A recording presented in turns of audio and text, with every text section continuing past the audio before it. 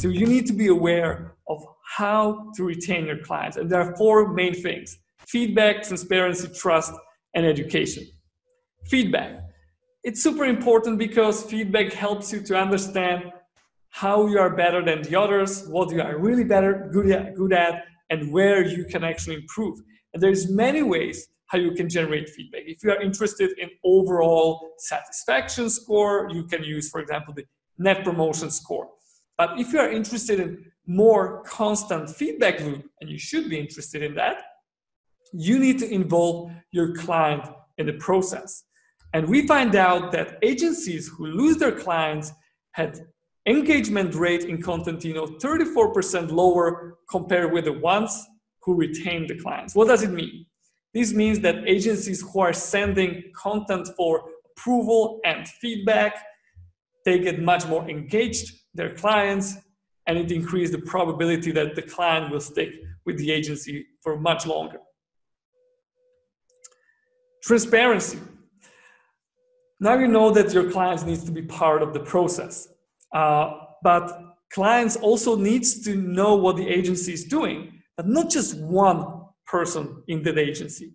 There needs to be multiple people involved in the process.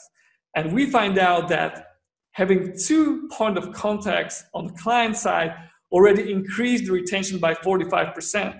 So it's like Velcro, you know? It's very hard to detach when you have that many lovers on the client side. And moving forward, agency as a trend identifier and educator. Agencies needs to educate their clients. The more educated client, the better the feedback, the better the overall communication, because you are in the same level of understanding.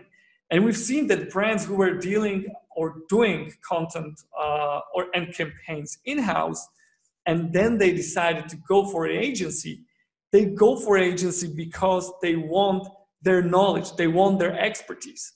They know that the agency will be sharing the know-how with them, so they don't hire the agency because they are service providers. They're hiring the agency as a consultant, so they share the know-how. Agency needs to be a trend identifier and an educator.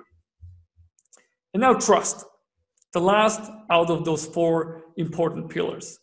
There's this trend of in-house agencies that brands are getting more marketing activities in-house, which means that, and for several reasons, like cost control, much clearer communication structure, shared goals. So there's several reasons why they do it.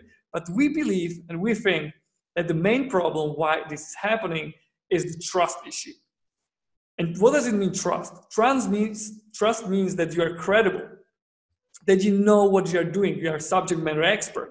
Also that you are reliable. You need to understand that those clients, those brands, they are relying on you.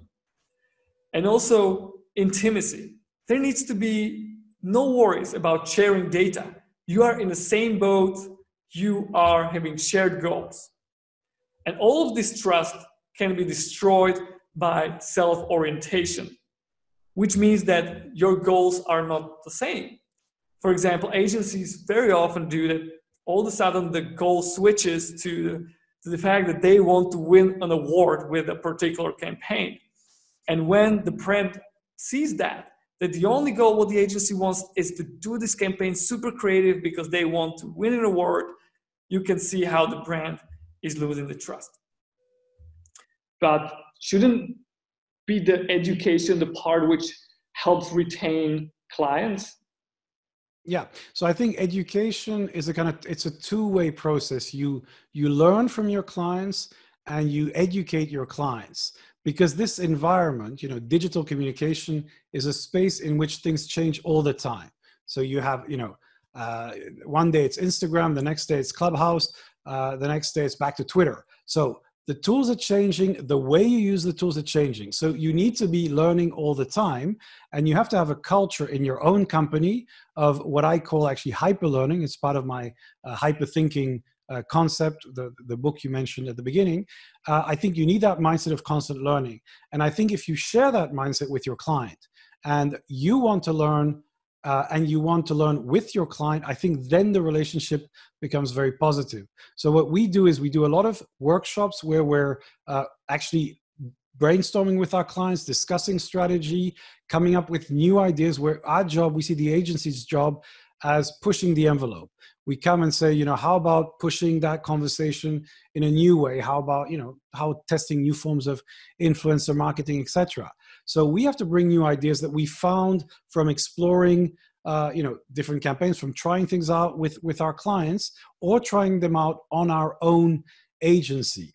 Now, what I find is that if the more open the client is to new ideas, the more the relationship becomes rich and successful. If the client doesn't want to try the tools themselves and they say, oh, I'm going to outsource it all to the agency, that doesn't normally work.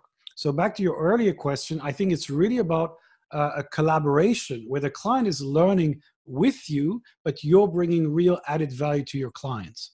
I think the key thing, and it comes back to your point about education, is you need to understand each other, and then you need to share the data, and you need to basically share the failures. And again, when you say the lack of transparency is often that, you know, every time there's a campaign report, it's kind of, okay, how can we make those metrics look as sexy as possible? So we're going to make them look great. We're going to push the impressions. We're going to show the client how amazing it was. And what I tell my clients, especially when we have a KPI discussion, you know, how do we set the key performance indicators? And with some clients, those are attached to a bonus. And they say, well, you know, we're going to pay you X, a 5-10% bonus based on reaching certain KPIs. What I say is, look, first of all, the first set of KPIs is a learning exercise because we're setting a baseline.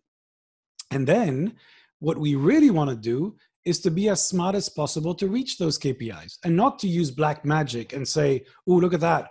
We grew by 10% impressions. That's the target. So here we go. It's no, that was a click farm. You know, it didn't work. It's actually, so the key thing is, are we achieving meaningful goals that we've set together, that we've agreed? And when we haven't reached them, do we understand why? And can we work to fix that? And that's real trust, because then you say, look, I believe that you guys are trying really hard and are sharing the feedback. So we're doing the best decisions.